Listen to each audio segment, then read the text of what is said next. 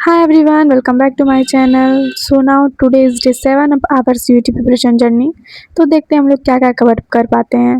तो सबसे पहले मैंने अपना प्लान बनाया कि मुझे आज क्या क्या कवर करना है। उसके बाद मैंने अपनी study 11 rules for life Chetan Bhagat की एक बुक है, बहुत अच्छी बुक है, आप सबको पढ़नी चाहिए अगर आप पढ़ना चाहते हो, अपनी लाइफ में सुधार करना चाहते हो तो उसके बाद मैंने उसको पढ़ा एक दो टॉपिक, उसके बाद फिर जाके मैंने स्टार्ट किया अपना स्टडी। उसके बाद मैंने थोड़ा रीजनिंग कवर किया, ऑर्डर रैंकिंग देखा। उसके बाद इकोनॉमिक्स का पहला चैप्टर हम पढ़े, आज हम रिवाइज किए, पढ़ तो बहुत पहले लिए थे बट हम सोच रहे थे एनसीईआरटी को लाइन बाय लाइन कवर करने का, देखते हैं हो पाता है या नहीं हो पाता है।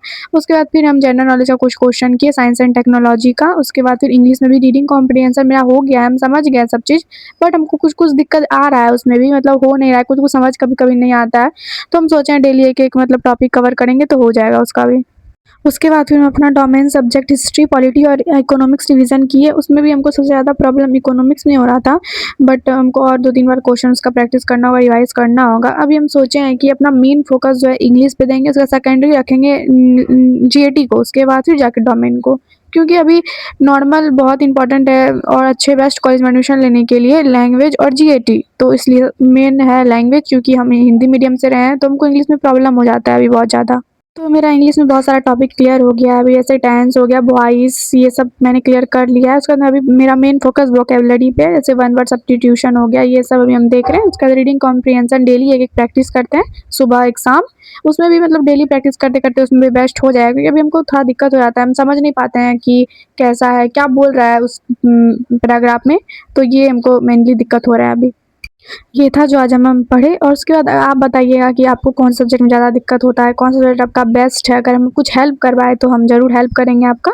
उसके बाद फिर आप कौन से कॉलेज में एडमिशन लेना चाहते हैं, ये कमेंट करके आप बताइएगा। उसके बाद अगर हमको कुछ पता होगा उसके बारे में तो हम ज़रूर आपको बताएँगे इस टॉपिक में।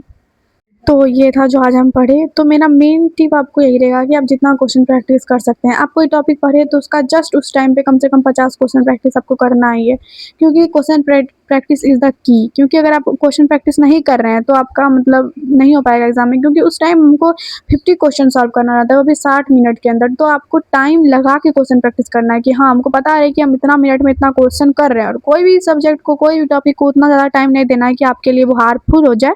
क्योंकि अगर आप कोई सब्जेक्ट को ज़्यादा टाइम दीजिएगा तो आपके लिए कि अगर मतलब सारा सब्जेक्ट मैनेज करके टाइम मैनेजमेंट के साथ पढ़िए और फिर पढ़ते रहिए, क्वेश्चन प्रैक्टिस करते रहिए, हो ही जाएगा आपका।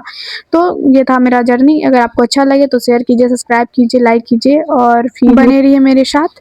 तो अगर आपको कोई, जैसे कि हम बोले, अगर आपको कोई डाउट है या कोई चीज़ में कुछ है तो आप पूछ सकते हैं हमसे, अगर हमको उसमें अच्छा नॉलेज होगा तो हम ज़रूर आपको एक्सप्लेन करके बता देंगे। So bye bye, thank you so much for watching this video.